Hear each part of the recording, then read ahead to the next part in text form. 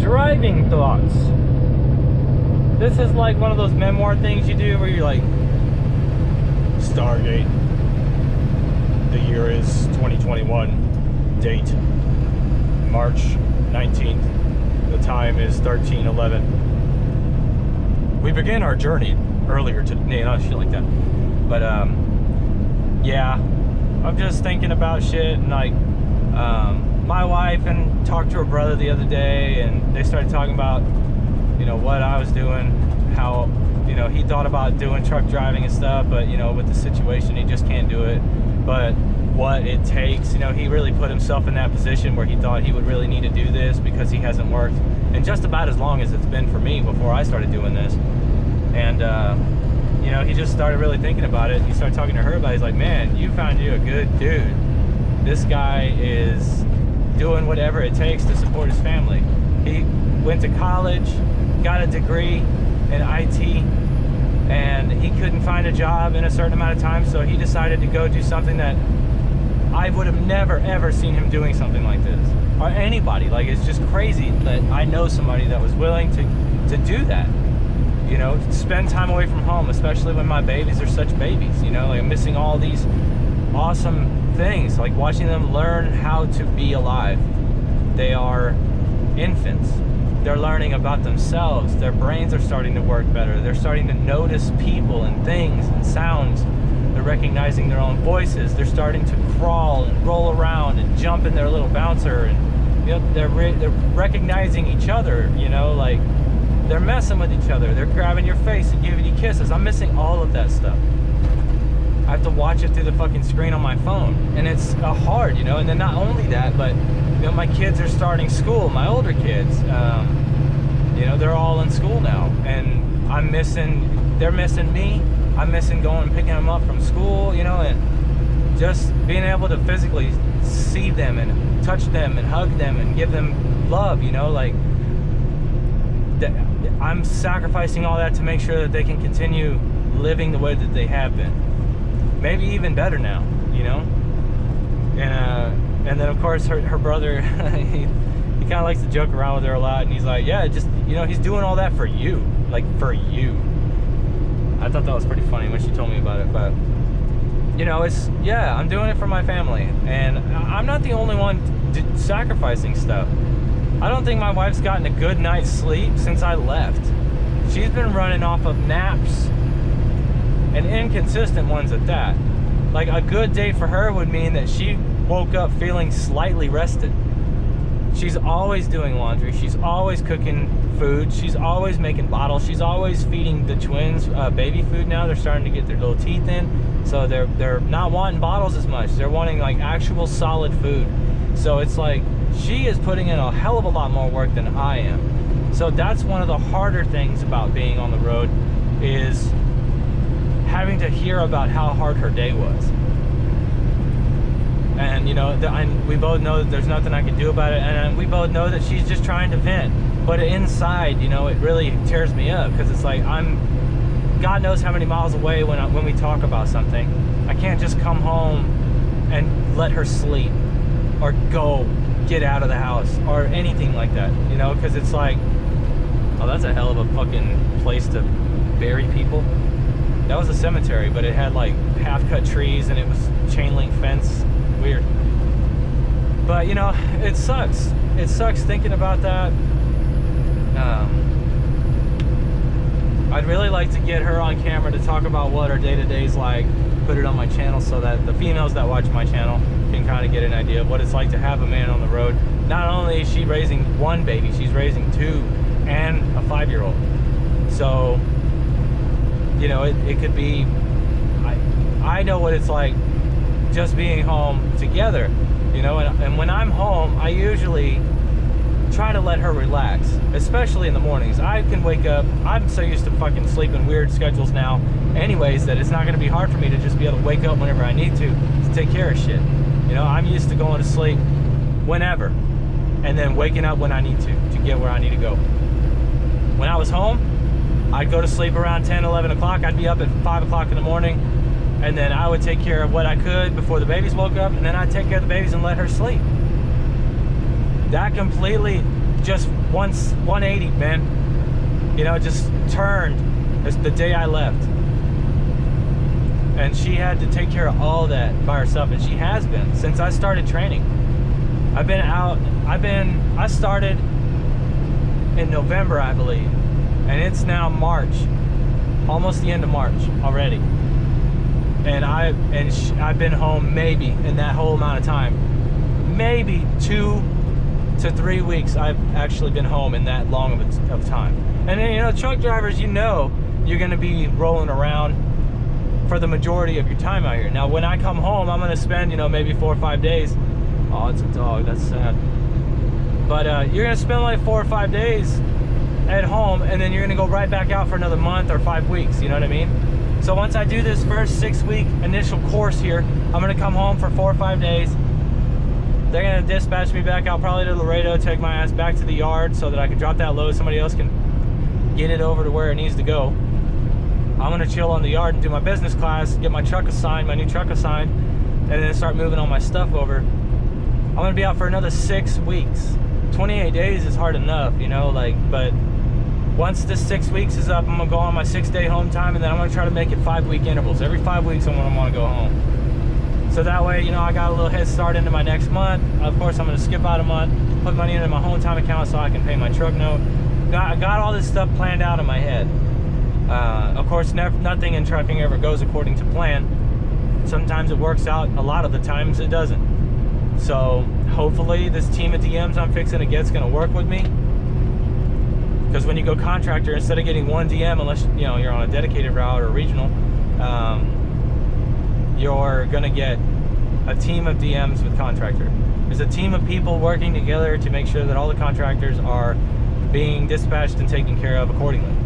Right now I have, you know, my DM, which is a grad DM, taking care of me and 39 other drivers. She might have got some more on her fleet already. Like, this was back when I talked to her like 1 week into my grad phase. She had 40 people she was looking after. Now it could be potentially way more. But regardless, these DMs are going to be taking care of what, like 80% of the company, because I think contractors make up about that much of the percentage wise between company, and then there's lease and owner operator, and I think lease and owner operator take up majority of the fleets and the whatever, you know, that's the majority of the drivers for Stevens. So whatever, you know, but yeah, so yeah, it's definitely me and my wife complement each other in the ways that she could never imagine. 1 3/4 miles. Take the exit on the right to US 59 South. Okay. Okay. Thank you. Yep. So my wife could never imagine coming out on the road like this, staying in weird places all the time. You never know where you're at. You never know what the area's like. You know, and I don't think about any of that stuff while I'm out here, because I'm a dude. Like, some comedian was talking about what it's like to be a woman. And, you know, he's saying, you know, imagine walking around with a bag full of money. You would be like turning every corner, like wondering if somebody's gonna fucking find out you got that bag of money, and they're gonna kick your ass or do whatever to get that bag of money. Well, basically he stated that the bag of money for women is their vagina, and they always got that on them, and every man knows that they got that vagina, so they're constantly worried about what's around the next corner, you know what I mean? So of course, with my wife's mindset, I can understand why she'd think that way, but as a man, I don't worry about that. So I don't see any issues with me being out here, other than the fact that I just miss home on the right a lot. To US 59 South toward Nacogdoches. So yeah, since I don't think about stuff like that, it's not that hard for me. But then again, if I start thinking about the things that she's taking care of while she's at home, you know, I can't imagine doing that on my own. She's taking care of the babies. Oh, look at that. Look who's calling. I don't want that ringing. Oh, that's an unusual place for a little stop here.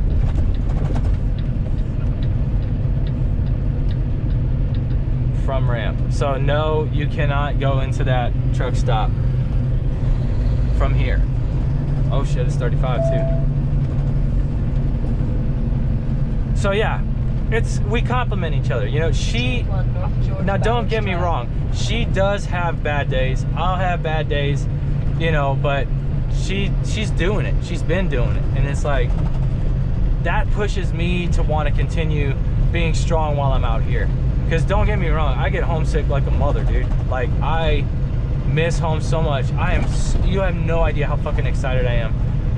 You might have an idea of how excited I am to get home and hold my babies and fucking kiss my wife and see my kids and just like try to take care of as much shit as I can in the 4 to 5 days that I'm gonna be home. It's gonna be difficult, but I'm gonna definitely try to make the most of it, and I'm not gonna sit there and be fucking harping on the fact that it is the little bit of amount of time that I'm gonna have at home. I'm definitely gonna make sure that I try to make the best of the whole time that I'm there. So the fact that me and my wife complement each other really helps, and it makes it easier while I'm out here. So when I made my video about staying clear-headed and taking care of shit at home and stuff like that, it really does help a lot. The fact that my wife is so helpful and you know, she's just as strong, if not stronger than me. I'll tell her all day she's stronger than me, but she always thinks that I'm stronger than her. And I think that's a great relationship goal to have, is like you guys respect each other enough to understand that what the other's doing is hard, and that you envy the fact that the person that you're with can be that strong. It really, really helps drive you to want to be better yourself. So I am eternally grateful that I was able to do this, not only because we have plans, we have life plans, everybody does, but what are you willing to do to make it happen? You get what I'm saying? I'm willing to leave my family for long periods of time to make sure that I can earn a living so that we can continue to live, basically, and not wonder where we're gonna sleep the next day, or if we're gonna lose our car if we don't hide it that night, or if the kids are gonna eat all their food so that we can have what's left over because we haven't eaten in 3 days. Like, I don't want that for my family. And thinking about that tears me up, because and it helps push me also, on top of the fact that my wife's willing to do whatever it takes to get shit done.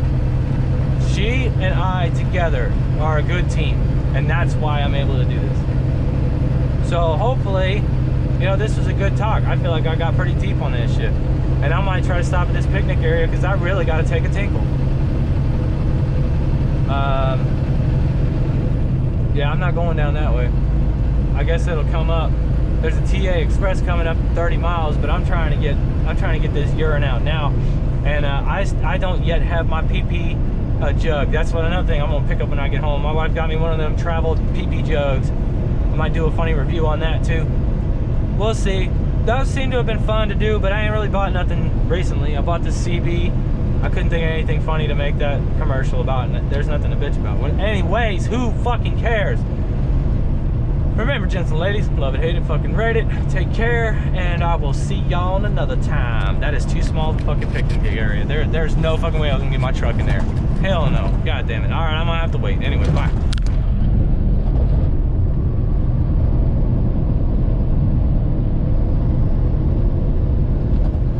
Was it recording?